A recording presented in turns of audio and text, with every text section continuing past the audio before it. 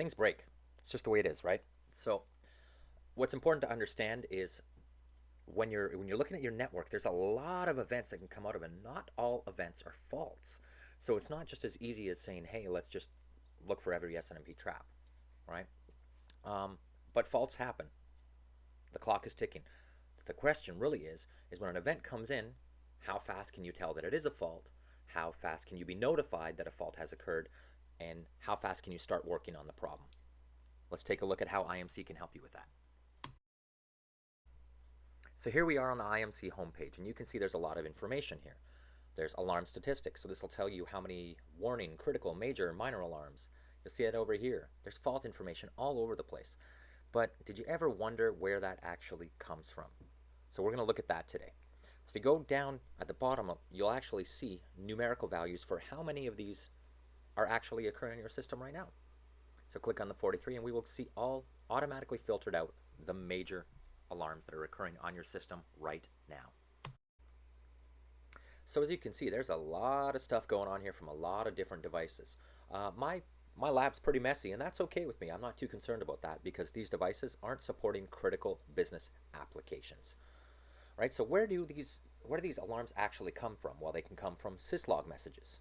So you can take syslog messages from your devices and send them, and then have rules, which there are default rules, to be able to actually escalate those syslog messages and their values up into alarms.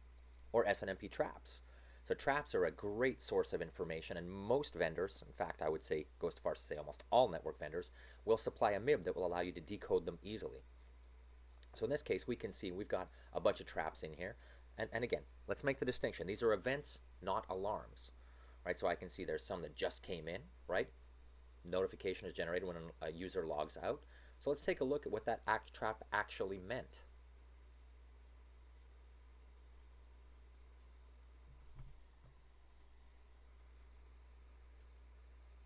So you can see here, this is the actual trap information. You can see the username that was used to log in. This notification is generated when a user logs out. Right? Do we actually want this as an alarm? Probably not. I really don't care if this admin at system account has logged in, because that's the account that IMC is actually using, so it's going to be happening all the time. And if it happens all the time, it's normal behavior. You probably don't want to be notified about it. So let's assume that there are things you do want to be notified about, right? Device receives an SNMP message with an erroneous community string. That's probably something that you do want to know about, because that could mean that there are bad people trying to do bad things to your network.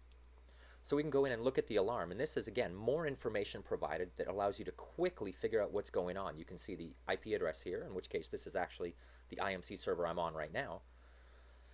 And that means that I've actually set something up improperly in my system. I've got the wrong SNMP string that's been trying to use to access this device. So we've got recovery status and acknowledged status. So recovery status means that the problem is actually fixed. It has been resolved, right? And you can see here that when I click on that button, although I haven't fixed anything yet, you can now see that I'm logged in as the admin account, and the admin account will now have claimed responsibility for saying that this problem has been fixed. As well, we've got the acknowledge button. So again, we could have someone, a help desk maybe, saying, I've acknowledged the problem. Yes, there is a problem, but you've now claimed ownership of it. Right, really nice to have that power in the system when you're using multiple users. So one of the other nice benefits built right into the IMC platform is this maintenance experience note. So when I create this maintenance experience, go check the SNMP strings used to access the device, and I click on the OK button, this is actually going to be now tied to all future occurrences of this particular trap. So you can start to capture the information when you have a senior engineer, or you have somebody that's been working on a problem for 4 hours. Is he going to remember what the solution was in a few months? Maybe, maybe not. Are his peers? Probably not. So you can capture that. It's part of your knowledge management system. Modifying the note. So the note here, we can actually say, hey, I checked the strings and I fixed them. And that will tell you what was done to actually fix this particular occurrence of this problem. Right? Really nice to be able to capture that information right in the system, and everybody can have access to it. Who is the evaluation department?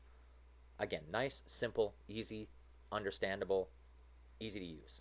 And that's really what you want when things when there are faults in your network. You don't want to have to worry about understanding what the system is doing. You want to get right to the root of the problem. Which brings us to root alarms. So one of the other great things about IMC is there is a root cause analysis engine within it that allows it to get to the actual source of the problem.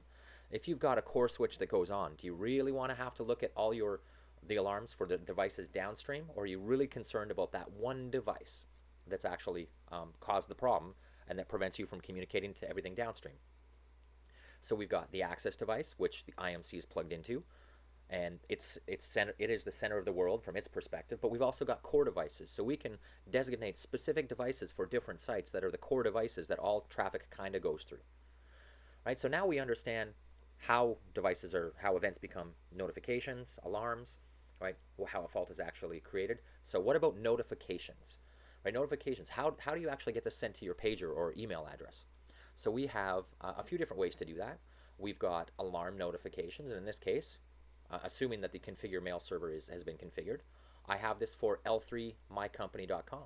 Right, and you can see here, if you look at the concerned alarm levels, we've got critical and major alarms that are being sent 24 hours a day to the L3 team, your level 3 team. These are your senior people, so you don't want to bug those with the minor stuff. The L2 team, on the other hand, these guys are going to see everything. Warning, minor, major, critical. You can have a lot of these different rules. You can put them by time of day. You can change the rules by time of day. Again, really flexible to make sure that the information gets to the people who need it when they need it. We also have the ability to do this by SMS, and we can forward all these alarms as SNMP traps, which is really nice as well. So if you have a ticketing system upstream or another system that you use for your fault management, we can easily have IMC do all that massaging of the information and filter it upstream. And that, my friends, is an introduction to fault management using HP IMC. See you guys next time on the next IMC management tutorial.